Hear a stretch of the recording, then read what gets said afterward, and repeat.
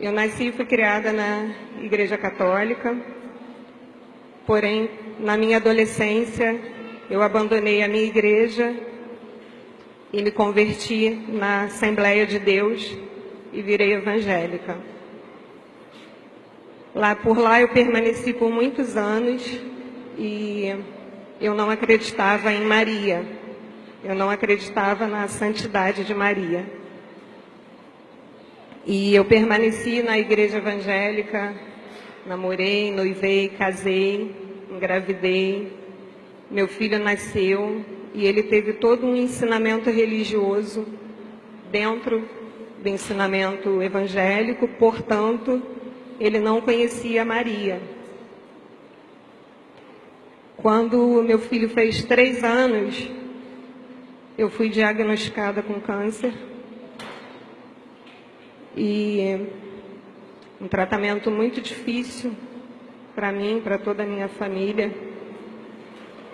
E o meu tratamento não dava muito certo. Eu fazia as quimioterapias e as coisas iam cada vez mais piorando. Eu via meu corpo se deteriorando e o médico não me dava muita esperança. Eu tinha 13 tumores e o médico disse para mim que eu já estava com metástase, então ele não me dava muita esperança. Eu fui afastada do meu filho por conta do meu tratamento, porque eu ficava radioativa e eu tinha que ficar longe de crianças com menos de 5 anos. E isso me fazia sofrer muito, porque eu via meu filho chorando porque queria dormir comigo, queria um abraço e eu não podia dar. E por muito tempo, nessas indas e vindas do hospital, em isolamento, eu sofria muito com a distância do meu filho. Até que um dia, eu saindo de uma quimioterapia, e nesse intervalo que eu ficava em casa, eu tinha uma tia que é muito católica, e ela sempre mandava carta para mim, porque ela não podia me visitar, mas ela mandava carta dizendo que estava fazendo oração, que estava pedindo intercessão de Nossa Senhora, e eu nunca dei importância, porque eu não acreditava. Então ela tinha uma mania muito feia de ficar fazendo promessa, mas quem pagava era a gente, né? Ela nunca ia pagar as promessas. E quando eu saí do hospital, ela falou para mim: Márcia, eu fiz uma promessa, era dia 13 de maio, ia ter coroação de Nossa Senhora de Fátima, ela é da Desterro, e ela falou: eu prometi que você iria na procissão. Eu não tinha a menor condição de ir na procissão. Eu não ficava em pé sozinha, eu não segurava um copo d'água sozinha, eu tinha acabado de sair do hospital. Quando eu fazia quimioterapia, eu tinha que ficar 3 dias isolada, para não pegar a friagem, porque a minha imunidade era muito baixa. E eu falei: eu não vou, não acredito nela, não é minha religião, o que eu vou fazer lá, né? Mas, porque eu gostava muito dela, eu fui. Só que eu não tive condição de seguir a procissão.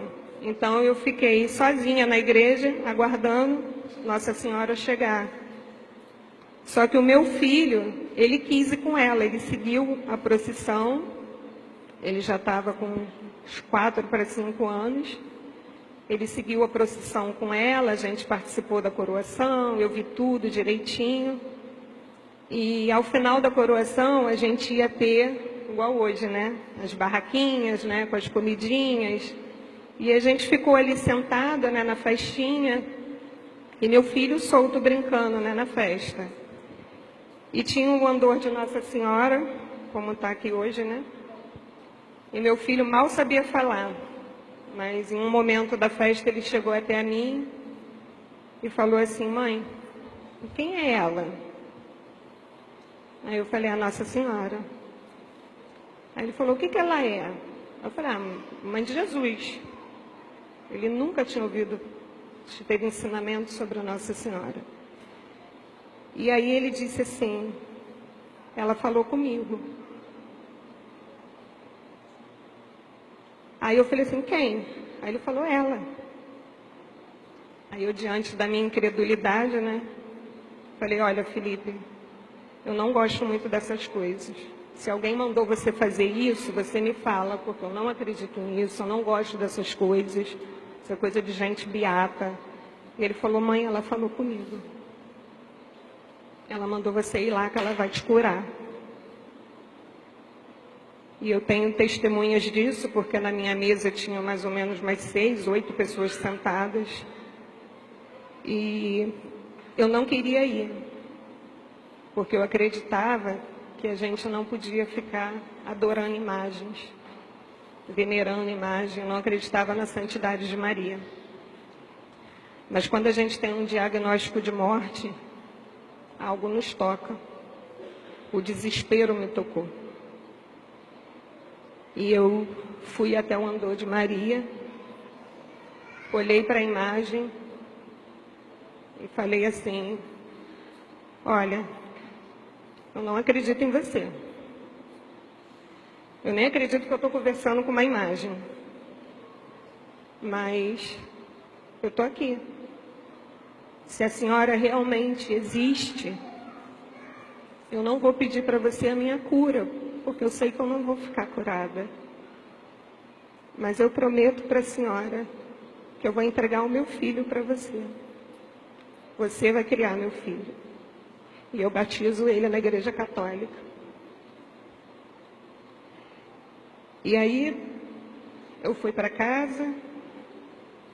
Dias depois eu teria que voltar para o hospital. E eu fui. E eu fiz a primeira quimioterapia. E o médico começou a dizer que a quimioterapia tinha dado resposta. Aí eu fui fazendo a outra e também tinha dado resposta positiva. E ele falou, Márcia, não sei o que está acontecendo, mas o seu corpo está começando a responder. E aí tinha uma medicação nova que estava em teste ainda, e ele perguntou se eu queria virar uma cobaia dessa nova medicação, mas eu teria que fazer um exame para saber se meu corpo era compatível, porque era muito difícil as pessoas serem compatíveis. E eu disse que sim, não me restava nada, né? Falei, tá, eu permito. Então, eles retiraram uma biópsia, uma segunda biópsia, uns exames de sangue, e ele disse para mim assim, o seu exame vai para Portugal. O estudo é feito em Portugal.